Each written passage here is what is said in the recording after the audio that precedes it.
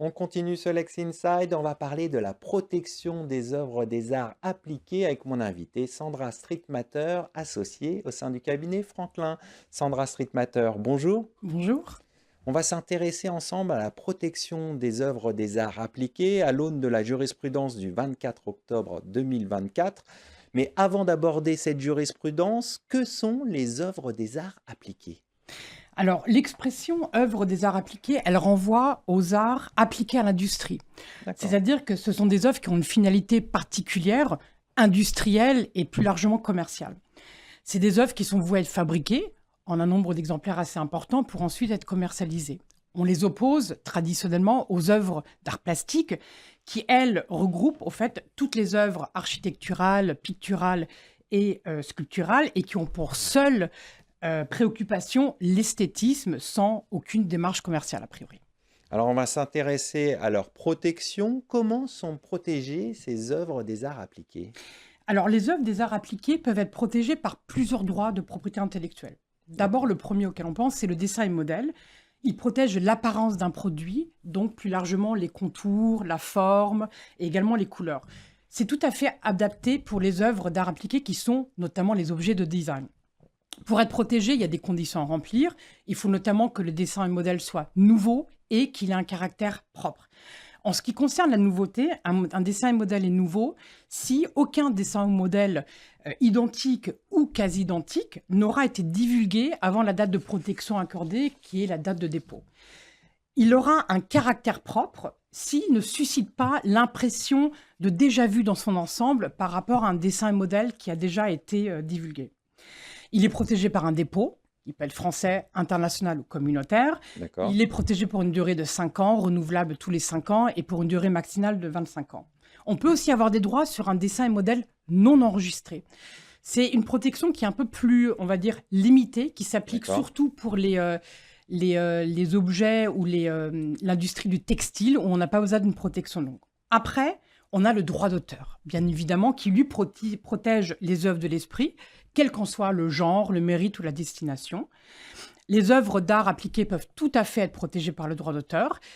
Il n'y a pas de dépôt, c'est-à-dire que là, le droit d'auteur naît avec la création D'accord. et il va durer jusqu'à 70 ans après la mort de l'auteur. Et il est des jurisprudences constantes que pour qu'un droit d'auteur naisse, il faut que l'œuvre soit originale, c'est-à-dire qu'elle reflète l'empreinte de la personnalité de son auteur. Et donc, les œuvres d'art appliquées peuvent être protégées aussi bien par le droit d'auteur que le dessin et le modèle. C'est ce qu'on appelle, au fait, le principe de cumul de protection. En France, il est D'accord. consacré depuis très longtemps. Il est également consacré dans la législation communautaire.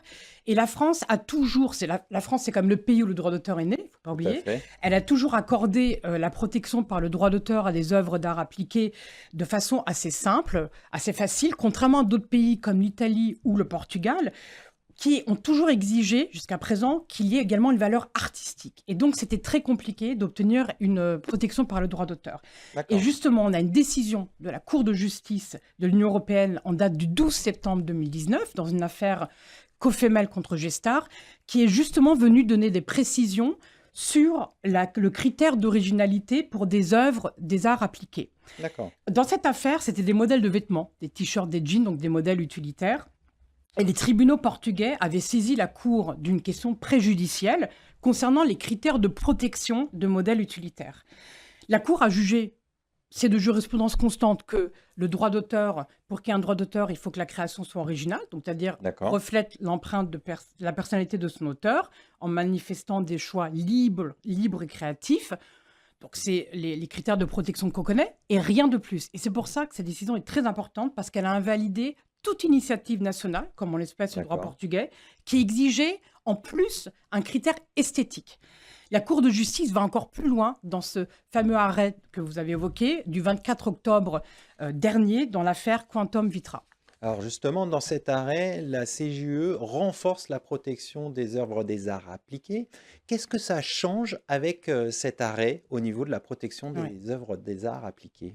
Je pense que ce qui est important, c'est déjà un peu d'expliquer le contexte. Au fait, Bien sûr. cette affaire concerne l'application de la Convention de Berne dans l'Union européenne. La Convention de Berne, c'est quoi? C'est une convention internationale pour la protection des œuvres littéraires et artistiques. Elle date de 1886, donc c'est un outil législatif conventionnel très très très ancien et a été signée par plus de 180 pays.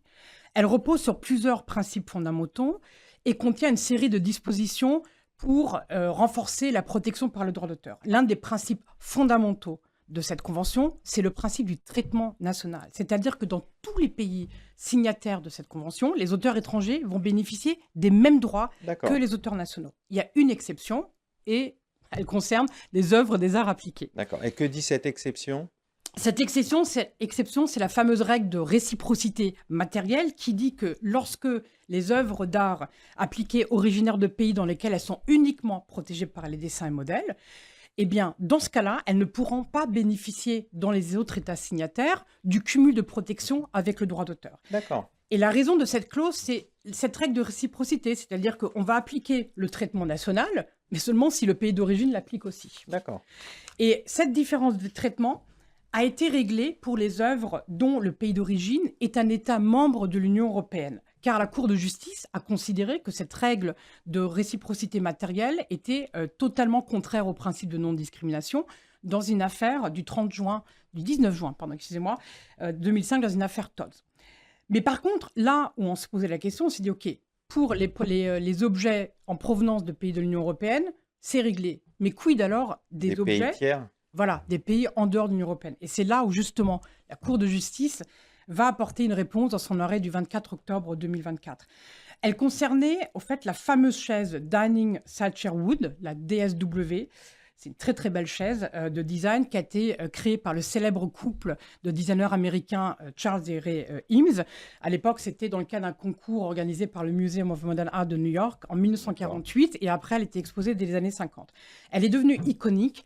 Et le fabricant suisse de mobilier Vitra est devenu titulaire des droits d'auteur sur cette chaise. Vitra a constaté qu'une société Quantum qui commercialisait du mobilier en Belgique et aux Pays-Bas vendait des chaises sous la dénomination Chaise Paris qui copiaient quand même cette chaise DSW. D'accord. Elle a donc assigné Quantum en contrefaçon de droit d'auteur et le tribunal de La Haye a estimé que Quantum n'enfreignait pas les droits d'auteur.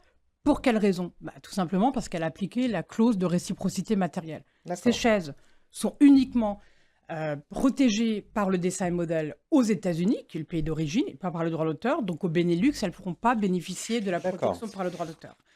L'affaire, elle est montée jusqu'à la Cour suprême des Pays-Bas qui a décidé de poser plusieurs questions préjudicielles. Que dit la CJUE pour avancer ? La CJUE, elle explique que l'objectif de la directive sur le droit d'auteur de 2001 est justement là pour harmoniser au fait le droit d'auteur, et donc elle prend en compte l'intégralité des œuvres dont la protection est demandée dans l'UE. Donc elle ne va pas faire de différence de traitement, on va dire, par rapport aux conditions d'origine du pays ou de nationalité des auteurs. Et justement, c'est la raison pour laquelle la Cour de justice a estimé qu'un État membre de l'UE ne peut pas, par dérogation aux dispositions du droit de l'UE, appliquer cette clause de réciprocité matérielle contenue dans la Convention de Berne à une œuvre dont le pays d'origine n'est pas l'UE. Donc ça, c'est vraiment une disposition très importante et ça montre la volonté de la Cour de justice de poursuivre l'harmonisation du droit d'auteur dans l'UE dans la lignée de l'arrêt Koufiamel. Ce qui est intéressant aussi, c'est que pourquoi il y a cette volonté d'harmonisation de la Cour de justice ? Parce que contrairement à des droits de propriété intellectuelle enregistrés comme les marques, le dessin et modèle ou le brevet, où on peut avoir des titres unitaires qui sont valables dans toute l'Union européenne. En droit d'auteur, on n'a pas ça, c'est pas déposé. Donc, on n'a pas cette harmonisation qui puisse être faite. Et en France, on était dans quelle situation jusqu'à présent ? Eh bien, écoutez, en France, les juridictions françaises ont jusqu'à présent toujours appliqué la clause de réciprocité matérielle, notamment dans un arrêt assez récent d'octobre 2020, qui concernait le même type de mobilier. C'était une chaise tulipe qui avait été créée par Eero Saarinen.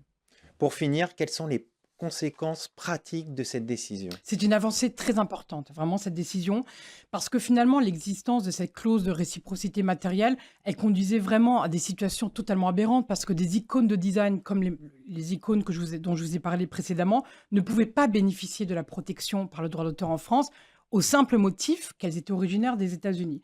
Elle permettra donc aux titulaires de droits sur des œuvres en provenance de pays tiers de mieux s'armer contre des contrefaçons qui pullulent vraiment dans le domaine du design.